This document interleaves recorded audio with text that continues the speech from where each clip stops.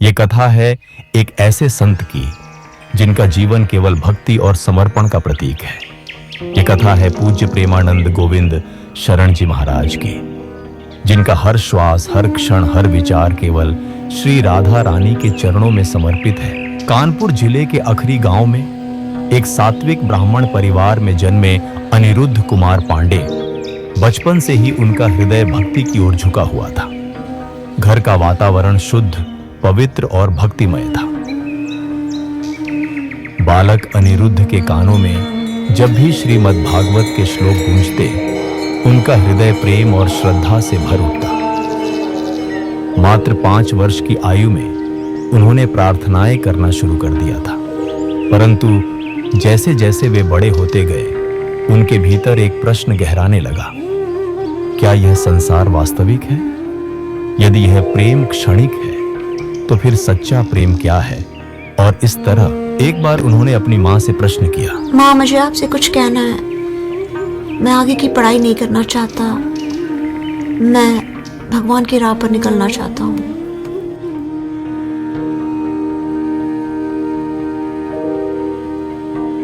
और इस तरह 13 साल की छोटी उम्र में अनिरुद्ध अपनी आध्यात्मिक खोज पर निकल पड़ा। एक यात्रा जो उसे सन्यासी जीवन और आगे राधा वल्लभ भक्ति की ओर ले जाने वाली थी। युवक अनिरुद्ध अब अपने वास्तविक स्वरूप को प्राप्त करने की यात्रा पर निकल चुके थे। हे भोलेनाथ, मेरे बेटे को अपने चरणों की सेवा में रखिए। इसे कभी भटकने मत देना। गंगा के तटों पर उन्होंने अपने जीवन को कठोर तपस्या में समर्पित कर दिया। वे दिन रात ध्यान करते, ठंडे जल में स्नान करते, भोजन के बिना भी हफ्तों तक साधना करते। कुछ वर्षों की कठिन तपस्या के बाद उन्होंने नैष्ठिक ब्रह्मचर्य की दीक्षा ली और उनका नाम पड़ा आनंद स्वरूप ब्रह्मचारी। बाद में जब उन्होंने औपचारिक संन्यास लिया तो उन्हें नया नाम मिला, स्वामी आनंद आश्रम। अब उनका जीवन पूरी तरह से त्याग, साधना और भक्ति में समर्पित हो चुका था।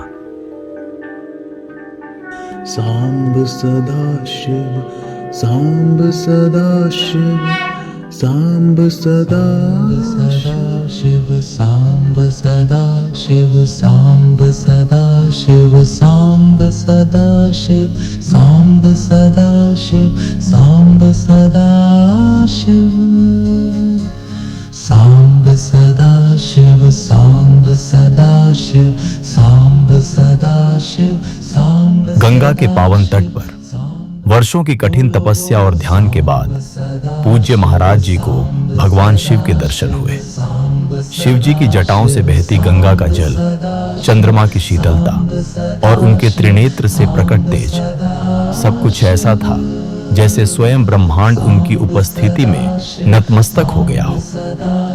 भगवान शिव की कृपा से महाराज जी को एक दिव्य अनुभूति प्राप्त हुई, एक आशीर्वाद जिसने उनके जीवन का मार्ग ही बदल दिया। अब वे एक नए आध्यात्मिक लक्ष्य की ओर बढ़ने को तैयार थे।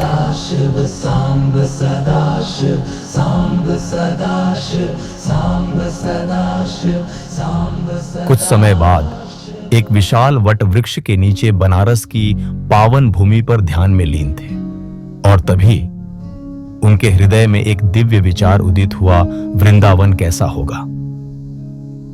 जैसे ही यह विचार उनके मन में आया, उनका हृदय आनंद से भर उठा, मानो श्यामा श्याम स्वयं उन्हें अपने धाम की ओर बुला रहे हों। अब उनके मन में कोई संदेह नहीं था।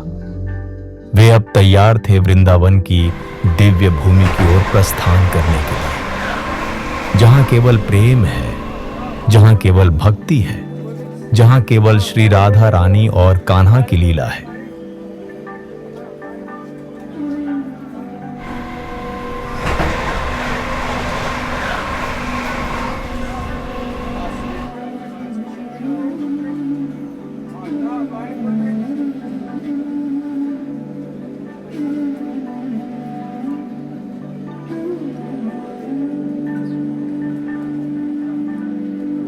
एक दिन वृंदावन के एक संत ने पूज्य महाराज जी से रास लीला देखने का आग्रह किया। महाराज जी, वृंदावन की रास लीला कोई साधारण नृत्य नहीं, यह स्वयं राधा कृष्ण की लीला का सजीव अनुभव है। महाराज जी ने पहले इसे अस्वीकार कर दिया, लेकिन संत ने फिर उन्हें यह कहकर मनाने की कोशिश की। एक बार इसे हृदय से देखेंगे तो जीवन भर इसके प्रेम में डूबे रहेंगे। रासलीला, क्या सच में इसमें भगवान की झलक मिलती है? जी हाँ महाराज, जब भक्त अपने मन, वचन और कर्म से इसमें लीन होते हैं तो स्वयं राधा रानी और कान्हा वहां प्रकट होते हैं। यदि यह सत्य है तो मैं इसे अनुभव करना चाहता हूं। चलिए संत जी, आज मैं भी रासलीला देखूंगा। वृंदावन में स्वामी श्री राम शर्मा जी द्वारा निर्देशित रास लीला का आयोजन हुआ। महाराज जी इसे देखकर इतने आनंदित हुए कि वे लगातार 1 माह तक यह लीला देखते रहे। प्रातः वे श्री चैतन्य महाप्रभु के कार्यक्रमों में सम्मिलित होते और संध्या को रास लीला का रसपान करते। इसी अनुभव के बाद उन्होंने वृंदावन में ही जीवन व्यतीत करने का निर्णय लिया। जब वे पहली बार वृंदावन पहुंचे तब उन्हें कोई नहीं जानता था। वे नित्य वृंदावन परिक्रमा करते और बांके बिहारी जी के दर्शन में लीन रहते। एक सुबह जब वे परिक्रमा कर रहे थे तभी किसी सखी के मधुर स्वर ने उन्हें मंत्रमुग्ध कर दिया। वह एक दिव्य पद गा रही थी। उसकी ध्वनि जैसे हृदय को भेद रही थी। राधा राधा मेरी राधा हो अपने मोतीनू लरपोवत कांकर डारे गयो सखी हो नंद के लाल हरिओ मन। महाराज जी ने उस पद का अर्थ पूछा। इस पद का अर्थ क्या है? तो सखी ने मुस्कुराते हुए कहा, बाबा, इस प्रेम को समझने के लिए तुम्हें राधा वल्लभ ही बनना होगा, अन्यथा तुम इसे समझ नहीं पाओगे।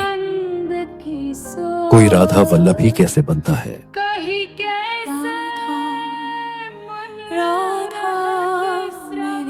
उनकी आत्मा ने अपना मार्ग पा लिया। कुछ समय बाद महाराज जी ने शरणागत मंत्र ग्रहण कर राधा वल्लभी संप्रदाय में दीक्षा ली। अब वे केवल राधा नाम के हो चुके थे। राधा नाम की भक्ति में लीन महाराज जी वृंदावन की गलियों में नित्य परिक्रमा और बांके बिहारी जी के दर्शन करते रहते, परंतु उनके हृदय में एक अनदेखी प्यास थी। ऐसा लगता था कि कोई अधूरापन अभी भी बाकी है। ईश्वर की कृपा से एक दिन उनका मार्ग पूज्य श्री हित गौरांगी शरण महाराज जी से टकराया, जिन्हें वृंदावन के भक्त बड़े महाराज जी कहकर संबोधित करते थे। महाराज जी ने जैसे ही अपने गुरुदेव को देखा, उनकी आत्मा जान गई, यही मेरे जीवन का मार्गदर्शक है। उन्होंने बड़े महाराज जी के चरणों में नतमस्तक होकर प्रार्थना की, गुरुदेव, मुझे राधा रानी की भक्ति के गहरे रहस्यों को जानना है, कृपया मुझे अपनी शरण में लें। बड़े महाराज जी ने उनकी भक्ति की तीव्रता को पहचाना और स्नेहपूर्वक मुस्कुराए। राधा भक्ति केवल समझने के लिए नहीं, उसे जीने के लिए होती है। जो इस मार्ग पर आता है उसे स्वयं को पूरी तरह समर्पित करना पड़ता है। इसी क्षण महाराज जी ने पूर्ण रूप से अपने अस्तित्व को अपने गुरु के चरणों में समर्पित कर दिया। राधा राधा राधा। गुरु कृपा से महाराज जी को सहचारी भाव और नित्य विहार रास का दिव्य ज्ञान प्राप्त हुआ। यह भक्ति केवल शब्दों तक सीमित नहीं थी, यह पूर्ण समर्पण और प्रेम का मार्ग था। बड़े महाराज जी ने उन्हें राधा वल्लभी संप्रदाय में विधिवत दीक्षा दी और महाराज जी अब पूरी तरह से श्री राधा रानी की सेवा में लीन हो गए। अब वे राधा नाम के ही होकर रह गए। उनकी आत्मा को अब पूर्णता मिल चुकी थी। भक्ति का मार्ग केवल फूलों से सजा नहीं होता, कभी कभी यह परीक्षा की अग्नि से भी गुजरता है। पूज्य प्रेमानंद जी महाराज, जो अपने जीवन को राधा नाम की सेवा में समर्पित कर चुके हैं, एक ऐसी चुनौती से जूझ रहे हैं जिसे सुनकर लोग चौंक जाते हैं। उनके दोनों किडनी काम नहीं करते और आधुनिक चिकित्सा के अनुसार यह एक असंभव स्थिति है। लेकिन क्या सच में भक्ति में असंभव कुछ होता है? नंद के लाल हरियो मन मोर सखी, नंद के लाल हरियो मन मोर। नंद के लाल हरियो मन मोर, नंद के लाल हरियो मन मोर। हो अपने मोती नुलर पोवत, कांकरी डारी गयो सखी भोर। बंक बिलोकनी चाल छबीली, रसिक शिरोमणि नंद किशोर। कही कैसे मन रहत श्रवण सुनी, सरस मधुर मुरली। महाराज जी ने कभी इस शारीरिक पीड़ा को अपने भक्ति पथ में बाधा नहीं बनने दिया। वे हर दिन वही प्रेम, वही आनंद और वही उत्साह के साथ प्रवचन देते हैं, भजन गाते हैं और भक्तों को राधा नाम का मार्ग दिखाते हैं। डॉक्टरों के लिए यह एक रहस्य है, लेकिन भक्तों के लिए यह उनकी अटूट भक्ति का प्रमाण है। उनका जीवन यह दर्शाता है कि जब श्रद्धा अडिग हो, जब प्रेम शुद्ध हो, तो शरीर की सीमाएं भी भक्ति के आगे झुक जाती है। आज भी वे बिना किसी शिकायत, बिना किसी दर्द की अभिव्यक्ति के राधा रानी की सेवा में पूर्ण रूप से समर्पित हैं। भक्तों की श्रद्धा कहती है, महाराज जी केवल शरीर से नहीं जीते, वे भक्ति से जीते हैं। राधे राधे। चितवन को भय नैन चकोर, हित हरिवंश रसिक रस जुवती, तूले मिल सखी प्राण को। नंद के लाल हरियो मन मोर, नंद के लाल हरियो मन मोर, नंद के लाल हरियो मन मोर, नंद के लाल हरियो